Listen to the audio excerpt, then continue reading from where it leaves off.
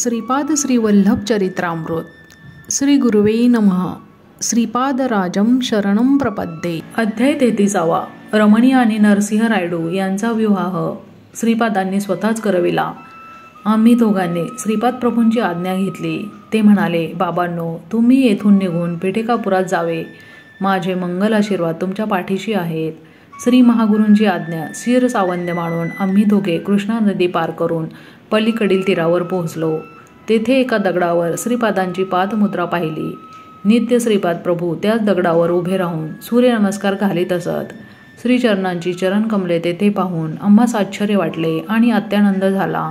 आम्ही पंचदेव पहाड या ग्रामास पोहोचलो. तेथे अल्पोपहार करून पुढच्या प्रवासास प्रारंभ केला. एका ज्वारीच्या शेतातील पायवाटेने चालत असताना त्या शेताच्या मालकाने आमचे स्वागत केले. खाण्यास मधुर फळे आणि गोड ताक दिले. त्याचे नाव नरसिंह रायडू असे होते.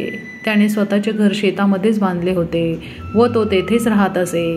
एक दिवस त्यांच्या घरी विश्रांती घेऊन त्यांचे आदरातिथ्य स्वीकारावे अशी इच्छा त्याने व्यक्त केली. आम्ही त्याच्या विनंतीस मान देऊन एक दिवस तेथे राहिलो. त्याने श्रीचरणांचे लीलावैभव सांगण्यास सुरुवात केली. बाबांनो, माझे नाव नरसिंह रायडू आहे. मी लहानपणी अत्यंत दुर्बल आणि भित्रा होतो. माझे माता पिता मी लहान असतानाच दिवंगत झाले. मी माझ्या मामांच्या छत्रछायेत वाढलो. माझी मामी फारच तापट स्वभावाची होती. घरात भरपूर काम करावे लागे. शिवाय शेतातील कामे पण करावी लागत. माझ्या मामाची एक मुलगी होती. तिचे नाव रमणी असे होते. तिचे सौंदर्य पूर्ण गावातील आमच्या कुलस्थांच्या सगळ्या मुलींपेक्षा अपूर्व होते. ती सद्गुण संपन्न असून तिच्यात देवभक्ती होती. श्रीकृष्णाला ती आपले आराध्य दैवत मानित असे. माझी मामी मला शिळे अन्न खाण्यास देत असे. हे तिला सहन होत नसे. माझा आहार फार स्वल्प होता. माझ्याबद्दल आदर असा घरात कोणालाच नव्हता. कामाचा मात्र पहाडच असे. चोरून रमणी मला ताजे अन्न आणि मधुर फळे आणून देत असे. कधी ते माझ्या मामीच्या दृष्टीस पडल्यास माझ्याबरोबर तिची सुद्धा पूजा होत असे. माझे मामा स्वभावाने फार चांगले होते, परंतु बायकोपुढे त्यांचे काहीच चालत नसे. तिच्यासमोर ते असमर्थच होते. कधी कधी माझी मामी आमच्या कुलस्थातील माझ्यापेक्षा बलवान मुलांना बोलावून मला मारायला सांगत असे. माझ्या या दुर्बलतेमध्ये मारहाणीने दुर्बलता आणि भित्रेपणा अधिकच वाढला. माझ्यापेक्षा वयाने लहान पण सशक्त मुलांसमोर सुद्धा मी असमर्थ असहाय्यच वाटत होतो. ते माझी टिंगल करीत. अशा प्रकारे कष्टमय जीवन मी जगत होतो. आमची रमणी सौंदर्यवान असल्याने गावातील आमच्याच कुलातील सगळ्या युवकांची तिच्याशी लग्न करण्याची इच्छा होती, परंतु तिला माझ्याशी लग्न करावयाचे होते. माझ्याजवळ पैसा अडका तर नव्हताच. शिवाय दुर्बल शरीर आणि भित्रा स्वभाव यामुळे ते कसे जमणार हा प्रश्न होता. आमचे मामा धनवान श्रीमंत होते. ते स्वभावाने चांगले होते, पण त्यांना पैशाची आशा फार होती. मामी दुष्ट होती, परंतु तिची स्तुती केली की ती फसत असे. आमची रमणी कसेही करून मीच तिचा पती व्हावा अशी श्रीकृष्णाजवळ दररोज प्रार्थना करीत असे. एकदा आमच्या गावात एक ढोंगी साधू आला. तो कालीचा भक्त असून भूत भविष्य आणि वर्तमानाचे त्याला ज्ञान आहे असा साऱ्या गावात प्रचार झाला. त्याच्याजवळ भूत भविष्य जाणण्याची विद्या होती. गावात त्याने सांगितलेले भविष्य 100% खरे झाले होते. आमच्या मामीवर त्याने माया केली आणि तिला घरात कालीपूजा करावी असे सांगितले. सगळी तयारी करून घेतली. त्याने रमणीची पूजेतील कृष्णाची मूर्ती घराच्या बाहेर फेकून देण्यास सांगितली. त्या गोष्टीला मामीने होकार दिला. रमणी तळमळू लागली, विलाप करू लागली, परंतु सगळे काही व्यर्थ झाले. त्या ढोंगी साधूने पूजेस सुरुवात केली. अनेक कोंबड्यांचा बळी दिला. त्या कोंबड्यांच्या रक्ताने सारे देवघर बघवेनासे झाले. घरात मांसाची कवटी आणि स्मशान साधना सामुग्री सुद्धा ठेवण्यात आली. ती पूजा परिपूर्ण झाल्यावर या घरात एके ठिकाणी विशेष अपार धनलाभ होईल. त्या संपत्तीने ह्या कुटुंबात ऐश्वर्य संपन्नता नांदेल असे सांगून त्या ढोंगी साधूने सर्वांना विश्वासात घेतले. त्या साधूस वशीकरण विद्या अवगत होती. त्या विद्येच्या सहाय्याने आमच्या रमणीचे शीलहरण करण्याचे त्याने योजिले. त्यासाठी ते चित्रविचित्र पद्धतीच्या पूजा घरात करत असे. त्यामुळे रमणीची प्रकृती क्षीण होत गेली. तिच्या वागणुकीत पण फरक पडला. अर्ध्या रात्रीच्या वेळी ती रक्तपान करू लागली. कोंबड्या बकऱ्या मारून तिला ते रक्त देण्यात येत असे. तिच्या अंगात कालिका मातेचा प्रवेश झालेला आहे, त्यामुळेच ती रक्त पिते.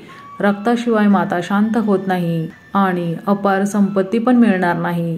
तिच्या अंगातील कालिका माता निघाल्यास ही कन्या पूर्ववत होईल असे त्या साधूने सांगितले. घरात विभिस्तपणाला ऊत आला होता.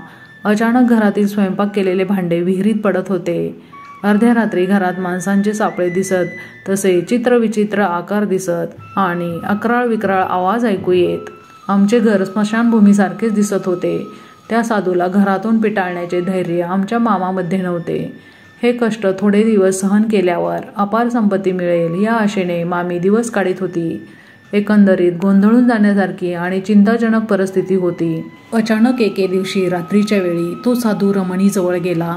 तिचे वशीकरण झालेलेच होते. ती सांगितल्याप्रमाणे ऐकेल आणि आपली इच्छा पूर्ण करील या विचाराने तो साधू तिच्याकडे आला आणि तिच्या अगदी समीप गेला.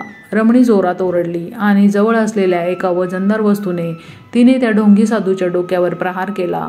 ती असे वर्तन करेल असे तिला सुद्धा वाटले नव्हते. वशीकरण केल्यावर सुद्धा व्यक्ती अशा प्रकारे प्रवर्तन कसे करते याचा साधूला उलगडा झाला नाही. श्रीपादांचे आर्तत्राणपरायण तत्व. दुसरे दिवशी सकाळी एक गरीब ब्राह्मण याचक आमच्या दारासमोर भिक्षेस आला. आमच्या घरी भूतप्रेतांचे जास्त वास्तव्य आहे. हवे असेल तर आपण त्यांना भिक्षारूपाने घ्या असे रमणी त्या ब्राह्मणाला म्हणाली. त्याला त्याने नकार दिला. त्या ब्राह्मणाचे मुखारविंद अत्यंत शांत आणि उज्ज्वल होते. आमचे मामा बाहेर आले आणि म्हणाले, आमच्या घरची परिस्थिती अत्यंत चिंताजनक आहे. त्या परिस्थितीच्या कारक दुष्ट शक्तीचा आपण दान म्हणून स्वीकार करावा. तेवढ्यातच मामी पण बाहेर आली आणि म्हणाली, आमच्या घरात तुम्हाला देण्यास काही नाही. आमच्या घरचे दारिद्र्य आपण भिक्षा म्हणून स्वीकारावे. त्यावेळेस मी पण तेथेच होतो. मी म्हणालो, स्वामी, माझ्याकडे वंशपारंपरिक असलेले एक चांदीचा ताईत आहे. आपली संमती असेल तर तो ताईत मी अर्पण करतो. ते भिक्षा म्हणून स्वीकारावे. त्याचा त्याने स्वीकार केला. इतक्यातच ढोंगी साधू स्मशानातून माणसांचे कपाल घेऊन आला. तो अट्टहासाने म्हणाला, अरे भिक्षुक ब्राह्मणा, तू नाकारलेस तरी मी ह्या मानव कपालाची भिक्षा घालेन. त्याचा स्वीकार कर. त्या ब्राह्मणाने त्या भिक्षेचा अस्वीकार केला. तितक्यात आमच्या घरात एक दिव्य प्रकाश दिसला आणि तो भिक्षेस आलेला ब्राह्मण अदृश्य झाला. त्या दिव्य प्रकाशामुळे ढोंगी साधूच्या सर्व अंगाची भयंकर आग होऊ लागली. त्या प्रकाशातील किरण रमणीवर पडले आणि ती एकदम पूर्ववत झाली. मामीला पक्षवात होऊन ती धरणीवर पडली. मामांना भीतीने सर्वांगास कापरे भरले.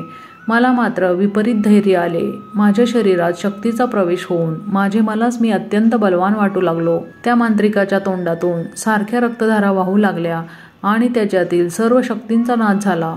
त्या दिव्य तेजोमय प्रकाशाचे एका मानव रूपात रूपांतर झाले. ते आर्तत्राणपरायण, समस्त देवी देवता स्वरूपी, आदी मध्य आणि अंतरहित असलेले दिव्य भव्य तेजोमय स्वरूपाचे श्रीपाद श्रीवल्लभच होते.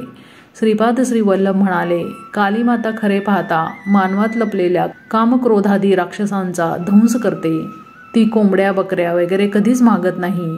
या प्राणमय जगातील राक्षस शक्तीच कालिका रूप धारण करून निरनिराळ्या प्राण्यांचे बळी मागते.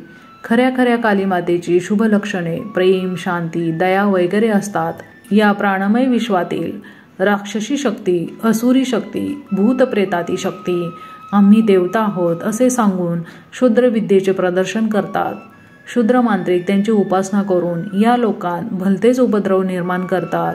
या जगातील निरनिराळ्या प्रेतात्म्यांना देवता शरीर धारण करता येते हे लक्षात ठेवा, पण त्या त्या देवतेची दैवी शक्ती मात्र त्यांना नसते.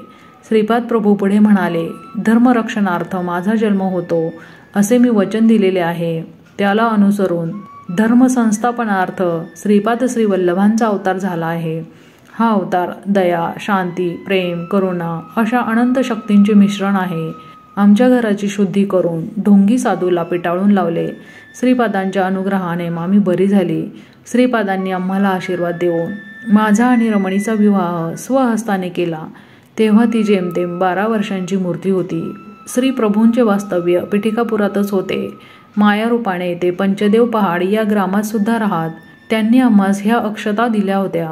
शंकर भट आणि धर्मगुप्त या नावाचे दोघेजण येतील. त्यांना थोड्या अक्षता द्याव्या असे त्यांनी सांगितले होते. आहा, किती लीलामय स्वरूप आहे श्रीवल्लभांचे. श्रीपाद श्रीवल्लभांचा जय जयकार असो.